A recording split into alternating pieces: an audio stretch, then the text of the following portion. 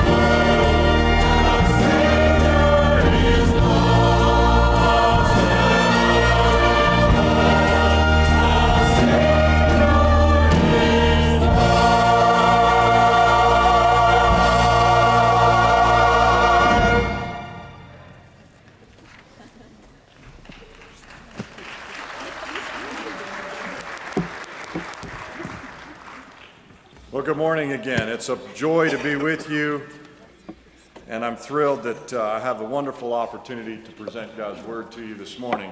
If you want to take a Bible and begin to turn to Matthew chapter 2, that's our text for today. We're going to be in Matthew chapter 2, but before we jump right in, you've already heard us talking about this morning, it's still Christmas. And I discovered this week that there was actually a time in our history where Christmas was basically outlawed. In Massachusetts, from the year 1659 to 1681, you could actually get in trouble for not showing up at work on December 25th. It was a taboo kind of thing, and the reason for that is our early Puritan parents, in their move this direction, were trying to get away of some of the festivities that surrounded their life where they used to be in the Christmas season. See, Christmas lasted for 12 days, and everyone basically shut down. And it was filled with revelry and partying, and the Puritans wanted to get away from that kind of a lifestyle, and so they ignored it for a while and moved completely away from it. And songs like the 12 Days of Christmas, right, showed up at that time when Christmas was a 12-day celebration. And even if and those were religious songs, which we've turned, My True Love Gives to Me. True love now can mean whatever you want it to mean. But originally it was God was the true love. And every day God was bestowing his good gifts. If you take the numbers of that entire song, it adds up intentionally to 365 days. So that every day of the year, God would be blessing his people, right?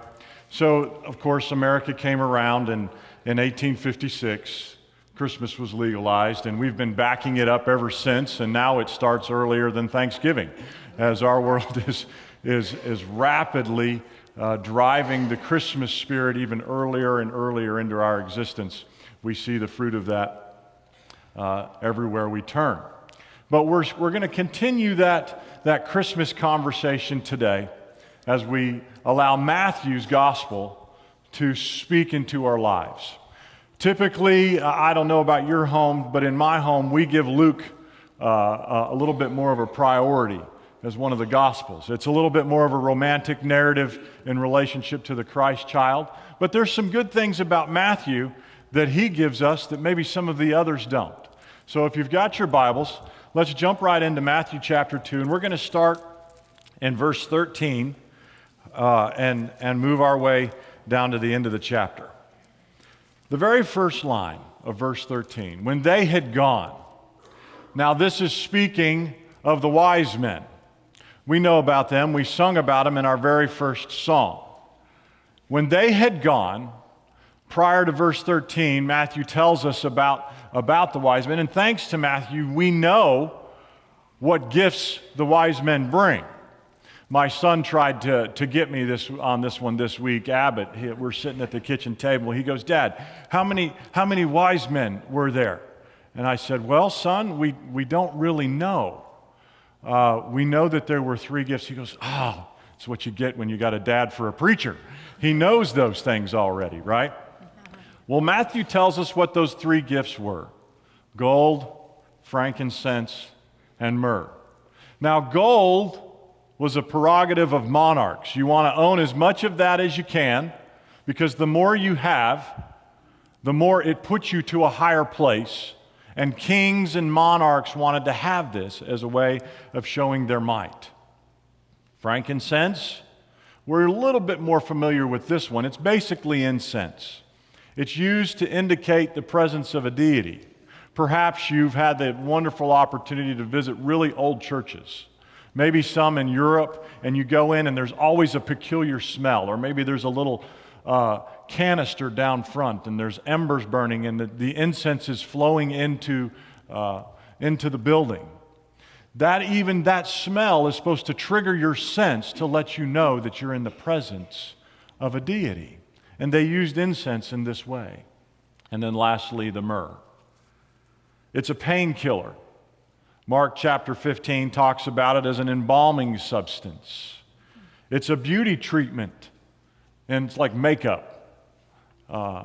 What Esther talks about it in her book of the Bible. It's added to oil to anoint the priests. So Jesus, what the wise men are saying to this little infant, is that Jesus is the King of heaven, come to earth as the God of heaven and earth, to die as our priest. So when they had gone, back to verse 13, an angel of the Lord appeared to Joseph in a dream. He said to Joseph, "Get up, take the child and his mother and escape to Egypt. Stay there until I tell you, for Herod is going to search for the child to kill him." So he, Joseph, gets up. He took the child and his mother during the night and left for Egypt, where he stayed until the death of Herod. And so was fulfilled what the Lord had said through the prophet, "Out of Egypt I have called my son." When Herod realized that he had been outwitted by the Magi, he was furious, and he gave orders to kill all the boys in Bethlehem and its vicinity who were 2 years old and under, in accordance with the time he had learned from the Magi. Then what was said through the prophet Jeremiah was fulfilled. "A voice is heard in Ramah, weeping in great mourning, Rachel weeping for her children and refusing to be comforted because they are no more." Verse 19, after Herod had died, an angel of the Lord again appears to Joseph in a dream in Egypt and says, "Get up, take the child and his mother and go to the land of Israel. For those who were trying to take the child's life are dead." So Joseph, gets up. He took the child and his mother and he went to the land of Israel. But when he heard that Archelaus was reigning in Judea in the place of his father Herod, he was afraid to go there. Having been warned in a dream, he withdrew north to the district of Galilee. And he went and lived in a town called Nazareth. So was fulfilled what was said through the prophets, that he would be called a Nazarene, a Nazarite. Now, I don't know about you, but this guy Joseph gets a lot of visions, and I don't get these very often. I mean, and these visions, these are some good visions because they're always keeping them from impending danger. Now, I could use some of these visions from time to time. For those of you that know me well, you know I could use these visions. You know, like the day that I was working on that tree with that chainsaw, it would have been great to have a vision that chainsaw was going to buck off of that tree and jump into my leg. I could have used a vision that day. I could have. It would have been very helpful.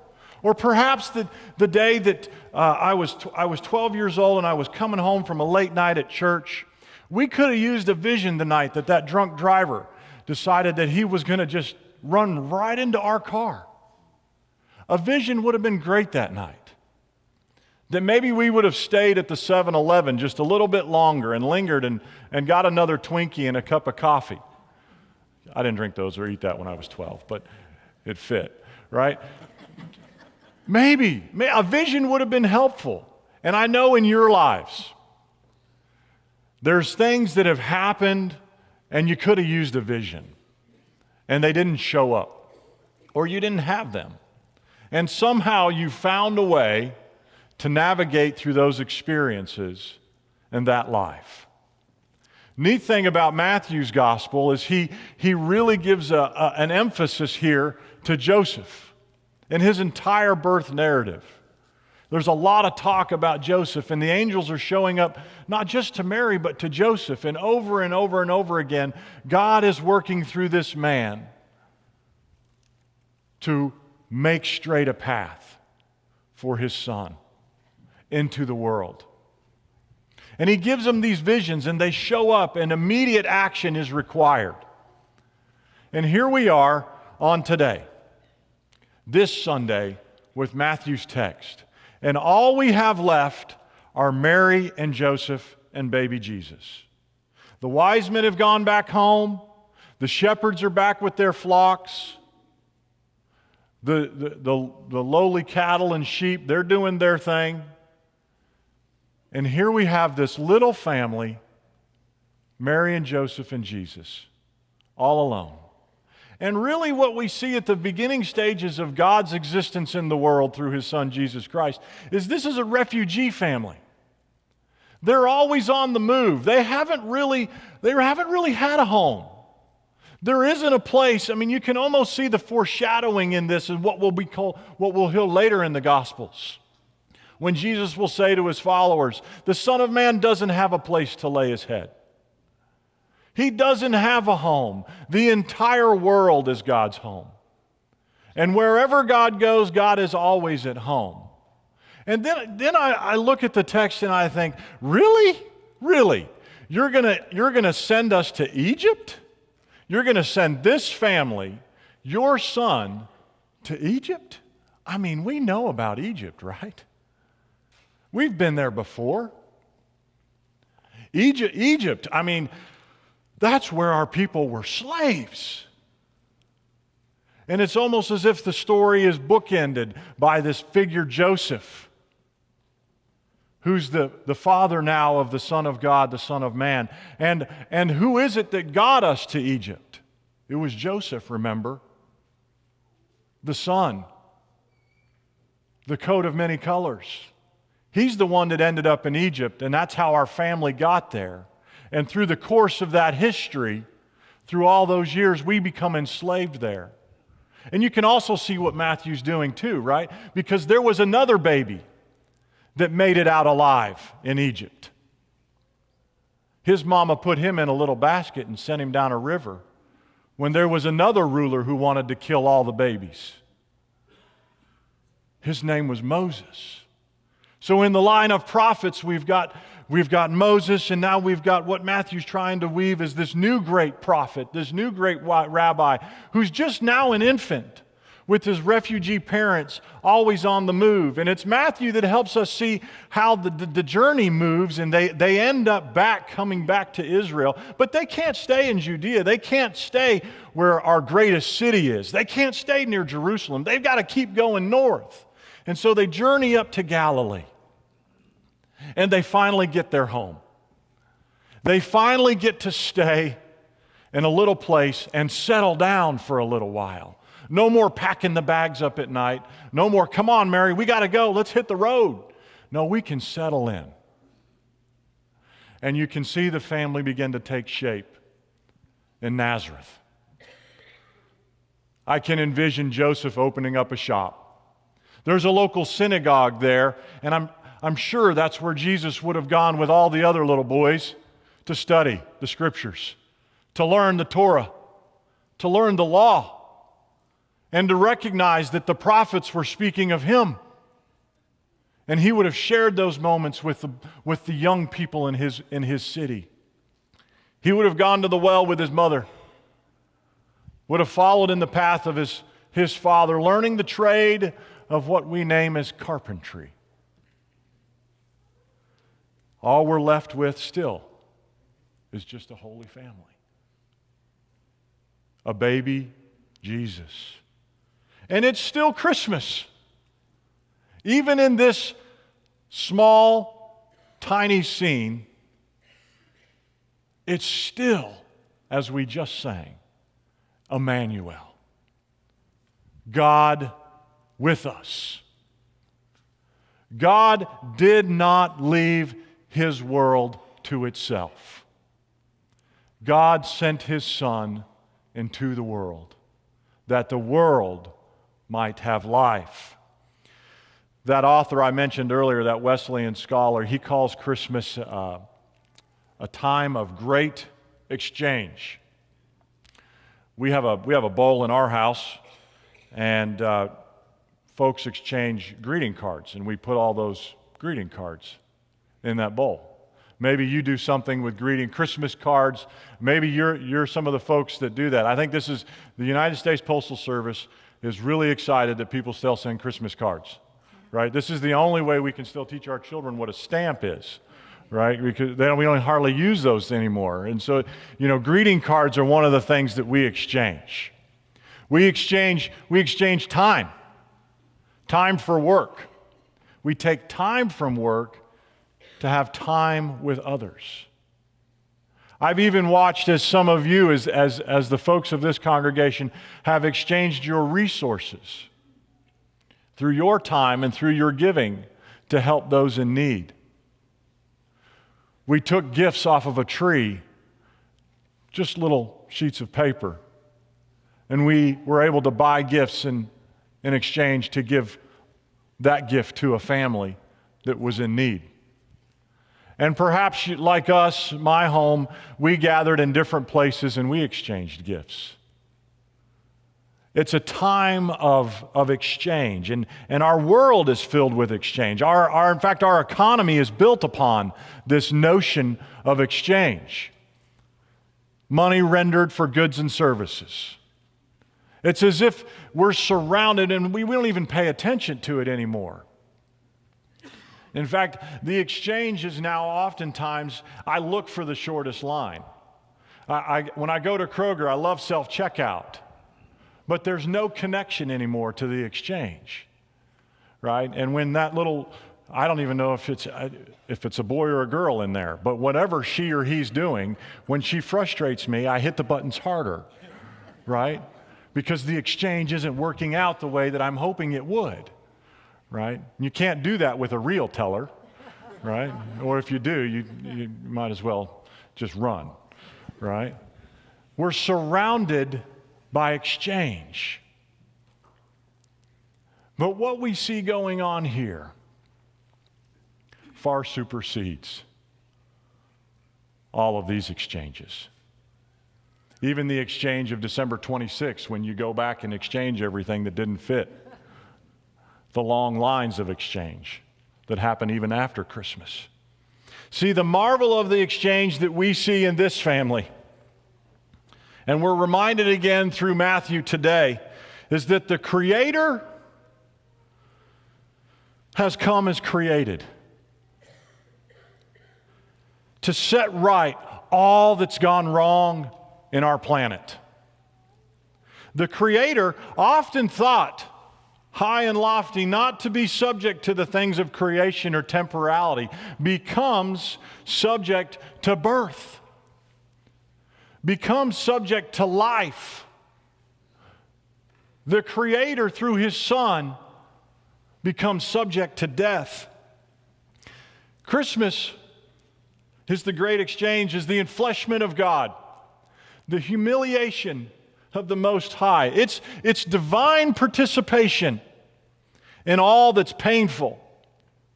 It's the very God of all that is participating in what's ugly, frustrating, limited, selfish, lost, broken, disguised, ruined.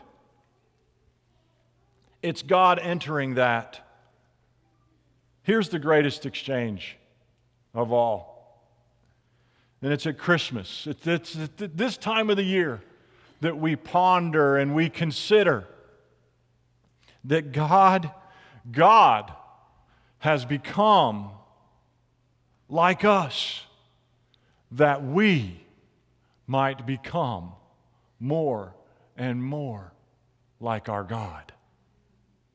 God has made a way now for us to enter into the likeness of what we were created to be. We're not left to ourselves any longer. Our own selfish desires caught up in our own lust, we're not left to those. See, the Holy Family, Mary and Joseph and baby Jesus, they probably didn't plan this life. They probably wouldn't have sought this life out. But see, when God gets a hold of a person, things are reorganized. Things are realigned. And the importance of certain priorities are shifted. You know, maybe you and I, maybe we don't have the same visions, or visions at all, or dreams like Joseph. But let me tell you what we do have. We do have a God. A God who calls us to surrender and offer our homes, our existence to the God who can give us a new life, a new existence. We don't have to live only for ourselves. Heaven has come to earth where we couldn't even reach it before now. It's right here, right in front of us. What was once sullied by the sin of our first parents has been bent and realigned in a new direction. And the followers, those who set up this holy family in their homes, the ones that have multiples of these in their homes, these are the folks who are now refugees. See, because we live in this land just a little bit uncomfortable, anxious for a new home, following in the way of Jesus Christ and taking as many as we can and bringing them to this opportunity for their lives to be reorganized. You know, you've heard us talk, and you're fully aware at this what time of the year it is. We're about to close out 2013, and we're going to enter 2014. And every year, I'm beginning even more now in this stage of my life to think about, this idea of resolutions. And it frustrates me. I really don't like them because I know by February I'll be a miserable failure. at whatever I've said I'll do. And so these resolution ideas have always frustrated me. And so I'm trying and I'm anxious that this year, maybe something for the Lawrence home can be new. As we venture into 2014, what can God do to reorganize our home? How can I allow the dreams of my nights to be filled with visions of God's kingdom come? How can we as a church allow God to take our homes and our lives and organize them in new directions? Being willing and able, just like Joseph and Mary were, for God to speak to us and for us to respond, and for the priority of God to make its space and place in us. Seeking less our own selfish desires, but seeking the desires of heaven. So maybe the New Year adventure for all of us, not just filled with New Year's resolutions, but filled with new promise and new hope, that whatever faces you in this year, through the joys and the pains, the sufferings of life, you're going to experience some great laughter this next year. And my guess is that for some of us, there are going to be times of deep despair and weeping. The good news of today is that whatever comes, if you find yourself in Egypt, God is with you.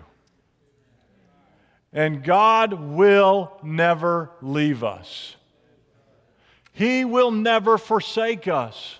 And God continues to call men and women to follow in the path of His Son. But if He's calling and you say yes, then everything is God's. Maybe even where you live.